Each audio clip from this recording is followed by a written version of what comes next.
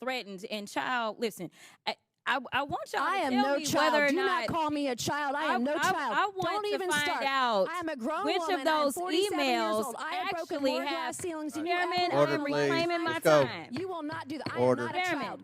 I am not a reclaiming child. my time. If you want to take it outside, Mr. we Chairman, can the do that. committee is Order. not. Okay.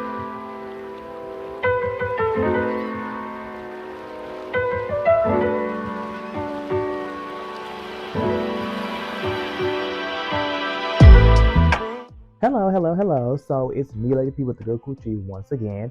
And today we're going to be talking about how blackness is not professional and why professionalism is seen in the way that it is. So the reason why I made this a topic is because we don't talk enough about the reasons why blackness is not seen as professional. We don't know enough as to about the cultural nuances and the racism that goes into corporate culture and how that's established before people even enter the professional world. And with the upcoming inauguration of Donald Trump, which is happening very soon, if it hasn't already happened by the time that I posted this video, and with the amount of companies that have been pulling their support from DEI initiatives, diversity, equity, inclusion, it's just important that we understand how we as Black people are perceived in the corporate space, what is seen as unprofessional or a hindrance to productivity versus what is seen as a cultural difference and what would require some sort of inclusion training. And as an HRM academic and professional, I think it's very important for me to relay this information that I have, because not everybody has access to this information. Not everybody knows about the history of professionalism, why professionalism is the way it is, why corporate culture exists in the first place. So that's what we're going to go ahead and get into today. So first and foremost, what the hell is professionalism? What does it mean to even be professional? And what's the etymology of the concept of professionalism? You cannot unpack professionalism and the racism and anti-blackness within professionalism and corporate culture without at least knowing that part. We're going to be skipping the Latin American roots of professionalism because I just don't have the language to speak on that. I think in order to do like the best in-depth analysis of Latin roots of words, you have to actually know some bit of that language. I don't speak that, so I'll just insert some information here, and then we can move on to the U.S. implementation of the concept of professionalism. So this concept began most notably at Harvard University. Harvard University, prior to 1908, was just a college. It was a very prestige college, and you focus on getting your education and getting out. That was the focus of college back then.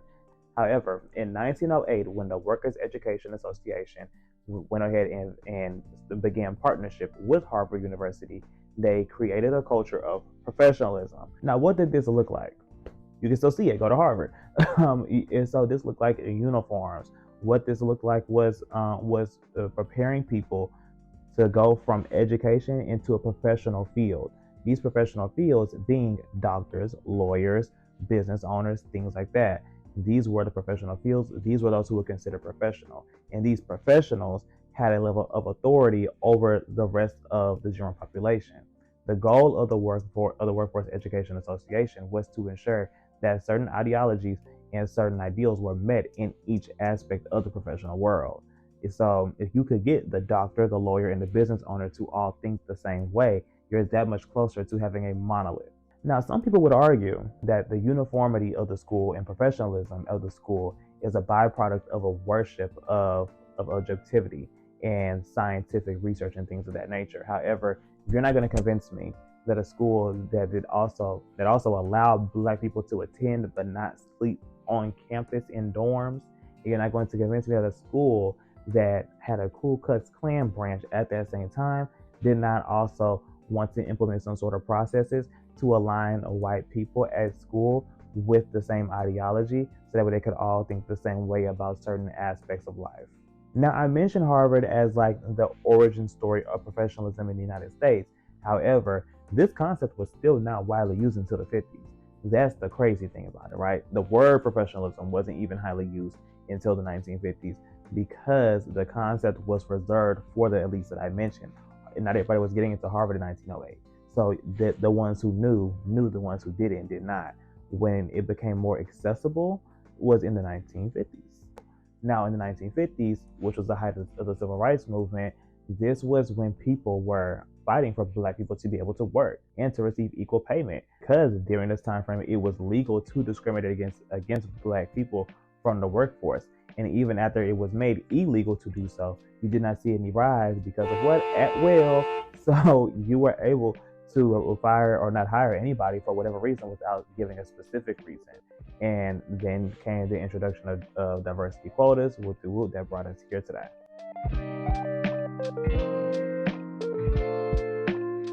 Now, here's where you see the shift in the concept of professionalism, right? Because once a concept reaches the hands of more people, now it becomes more diverse. Now there's no monolithic way of understanding or seeing this concept. And that's what happened with professionalism. So when Black people began to enter the workforce, began to enter the workspace, here became the debate of what is seen as professional. What can you or can you not wear in the professional space? And this is where we get into the conversation about our hair being deemed as unprofessional.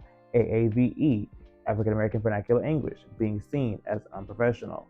Our tone as attitudinal or rude. And I know that here in the 1950s, 1960s may seem like that I'm talking about eons ago, but my grandparents are still alive. They worked during that time. Like, my great-grandparents are also still alive, and they worked during that time frame. And so there's people who are living today who have to experience the biases of what is not or what is professional. And even present day, we work. And there are many different businesses across the nation that have these different ideologies of what people see as professional when it comes down to hairstyles, hair color, hair texture. That's why we have the Crown Act, because in 2020, people were being denied access to work because of their hair, the hair that grows out of their head. So let's take me, for example, me being a Black, queer, feminine presenting man in America. My look would not be considered professional. And my look is the reason why I have not gone after certain jobs, because I know that I would not be received well in there. And that's really why I started my business, Gatlin Virtual Assistants, where we are breaking the norms of professionalism. And I don't do the same things that other businesses do when it comes down to determining professionalism, when it comes down to looking at resumes, who has the professional resume, who is speaking properly when I'm interviewing with them. Like, let's look at the AAVE in the room. I don't really care. I don't use the corporate speak whenever I'm talking to these people, because what's the point? What do we gain from doing that? I gain nothing.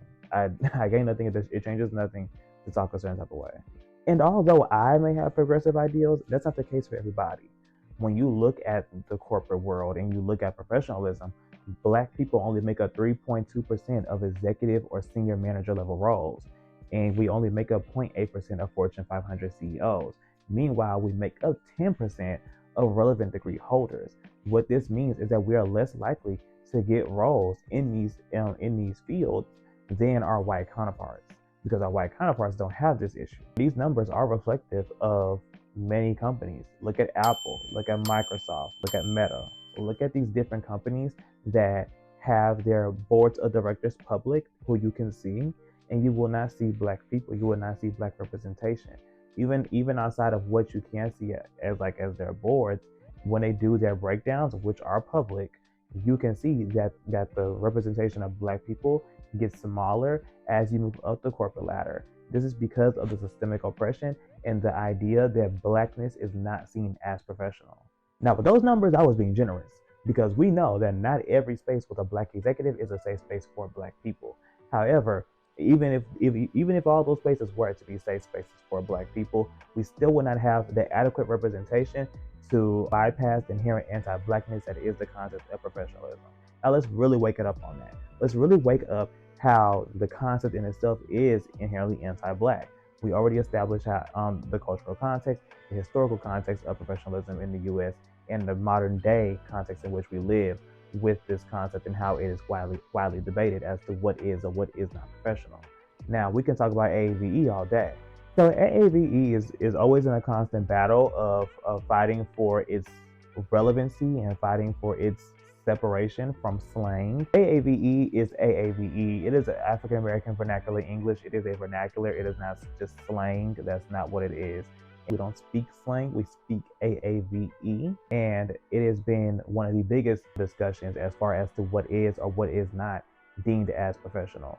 That is why when you go onto LinkedIn and Indeed being the biggest job board, you can look up corporate slang, and it will give you an entire list of different things that are seen as slang in the corporate world.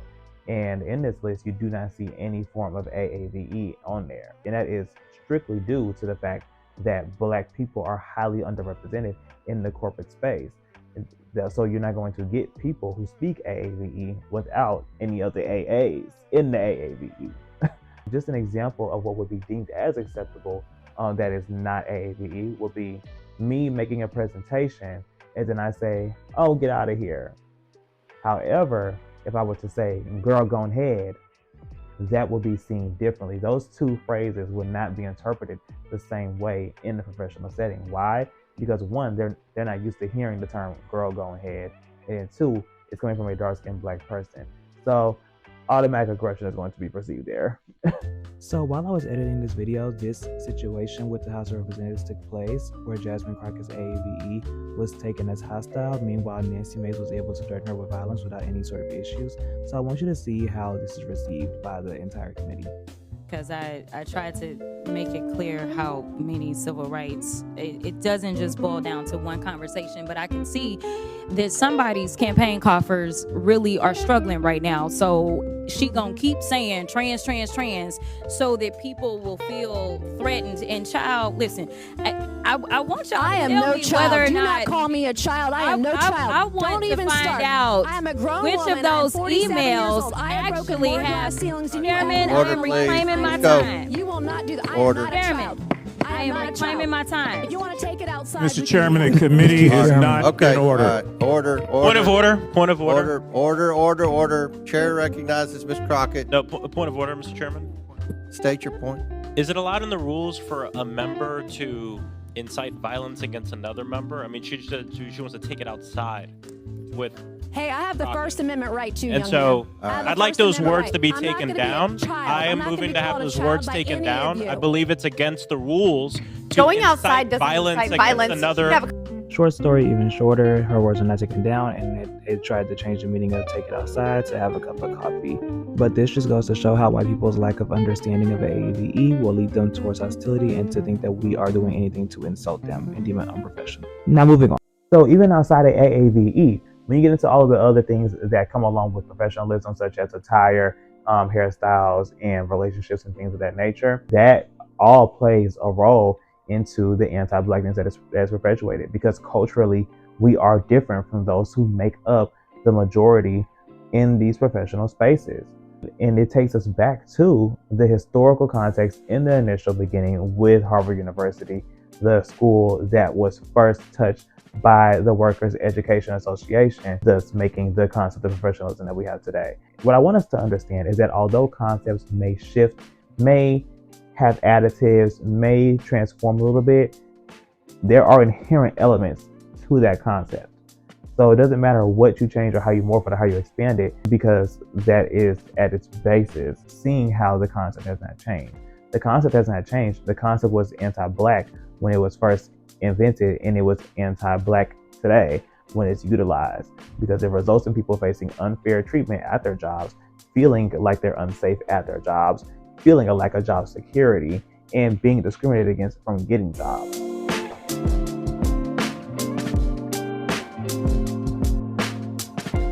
Paul, all the fear mongering, what the hell do we do then? If everything's fucking racist and anti-Black, what the hell are we gonna do? I'm gonna tell you. So what I would recommend that you would do is be the representation. Be the representation and be the change. If you can, start a business. If it's not for you, don't. But if you can and you want to, start one. Be the representation and base your standards off of what you think is professional in a way that's culturally relevant for you and that you know will be more easily accessible for Black people. Change the idea of what is professional. Or if you do have the option, or you want to continue to enter spaces that are not predominantly Black, or if you just don't have those type of resources to access predominantly Black spaces, then what you could also do is just be unapologetically yourself. Just be Black wherever you are.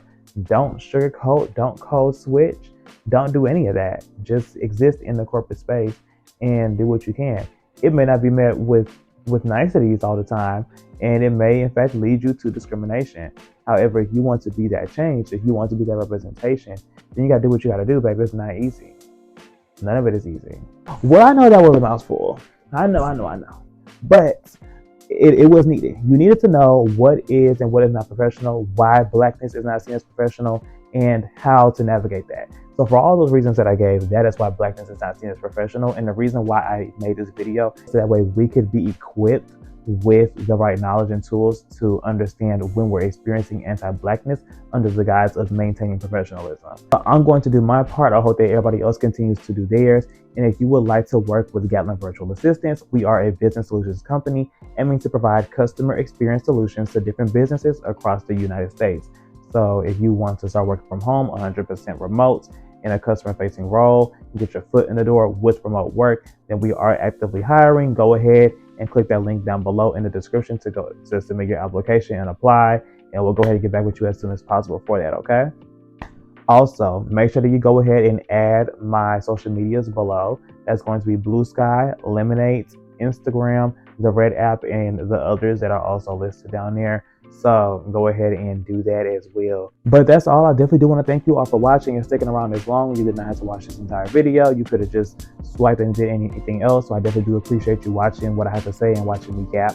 So thank you. Bye.